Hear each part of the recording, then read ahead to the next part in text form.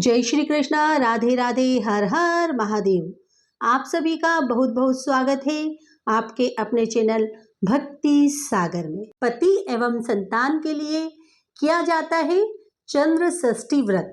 जाने पूजा के नियम। ये पर्व भगवान श्री कृष्ण के बड़े भाई बलराम जी के जन्मोत्सव के रूप में मनाया जाता है।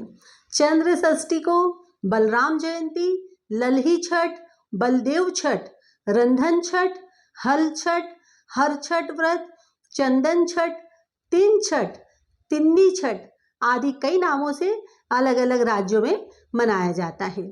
ये व्रत विवाहिताएं और कन्याएं दोनों ही रखती है। जिनका विवाह हो चुका है वे अपने पति की लंबी उम्र के लिए और कन्याएं अच्छे वर की आस में यह व्रत करती हैं। कहीं कहीं पर यह व्रत संतान के लिए भी किया जाता है।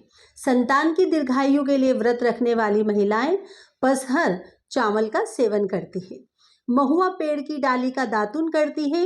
वहीं विवाहित महिलाएं चंद्र को अर्घ्य देती है। हर व्रत में कथा सुनना और पूजन विधि लगभग एक ही होती है। व्रत कथा खाली हाथ नहीं सुनी जाती है। तो आइए इस व्रत की विधि और कथा सुनते हैं। सर्वप्रथम सुबह स्नान से पहले महुआ या किसी भी पेड़ का दातून करें। इसके बाद पूजा और व्रत का संकल्प लें। एक कलश या लोटा लें और इस पर रोली से 7 टीके लगाएं। अब एक गिलास लें और इसमें गेहूं के दाने भर के रखें।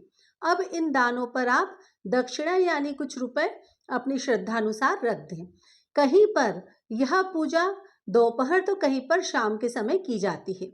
पूजा से पहले इसमें पानी तक नहीं पिया जाता। जिस स्थान पर पूजा करनी होती है वहां मिट्टी से लेप किया जाता है या पोछा लगाकर छोटा सा मिट्टी का तालाब बनाया जाता है। इसमें पानी भरकर कुश, पलाश, झरबेरी की डाली को बांधकर हरछठ बनाया जाता है।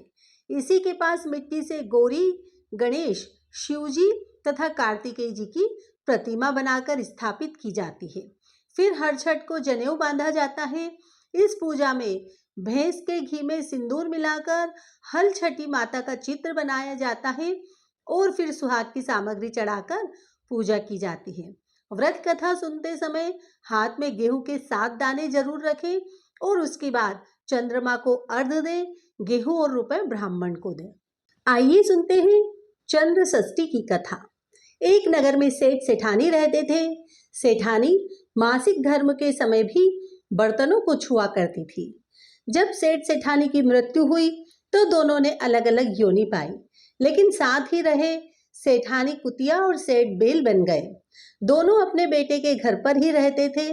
पितृपक्ष में पिता का श्राद्ध करने के लिए बहू ने खीर बनाई और किसी काम के लिए बाहर निकल गई। तभी एक चील आई और उस खीर में सांप को गिरा दिया उसने। यह सब कुतिया ने देखा तो उसे लगा कि यदि इतने सारे ब्राह्मण यह खीर खाएंगे तो उनकी मौत हो जाएगी, क्योंकि बहू को सांप गिरने की जानकारी नहीं थी। बहू को आता देखकर कुतिया ने खीर में मुंह डाल दिया। खीर झूठा होने पर गुस्सा होकर बहू ने कुतिया को इतना मारा कि उसकी रीढ़ की हड्डी टूट गई। उधर बहू ने दूसरी खीर बनाकर श्राद्ध कर दिया। शाम को जब बेल और कुतिया मिले तो कुतिया ने बेल से कहा, आज तो तुम्हारा श्राद्ध हुआ था और तुम तो खूब खाए होंगे। इस पर बेल ने कहा कि उसे रोज से ज्यादा आज काम करना पड़ा। कुतिया भी भूखी थी। दोनों एक दूसरे को अपना दुखड़ा सुना रहे थे कि तभी उनका बेटा और बहू वहां आए और उन्होंने सब सुन लिया। यह सुनकर बेटा बहुत विचलित हुआ और पंडित जी के पास जाकर माता पिता की योनि के बारे में पूछा और जानकारी होने पर उनकी मुक्ति की राह पूछी। तब पंडित जी ने बताया कि यदि चंद्र षष्ठी के दिन जब कुंवारी कन्याएं चंद्र को अर्घ्य देगी तब उस जल का छींटा कुतिया और बेल पर पड़ने से उन्हें इस योनि से मुक्ति प्राप्त हो जाएगी। इसके बाद बेटे ने ऐसा ही किया और उसके माता पिता को इस योनि से मुक्ति प्राप्त हो गई। चंद्र षष्ठी व्रत कथा पूर्ण हुई। धन्यवाद।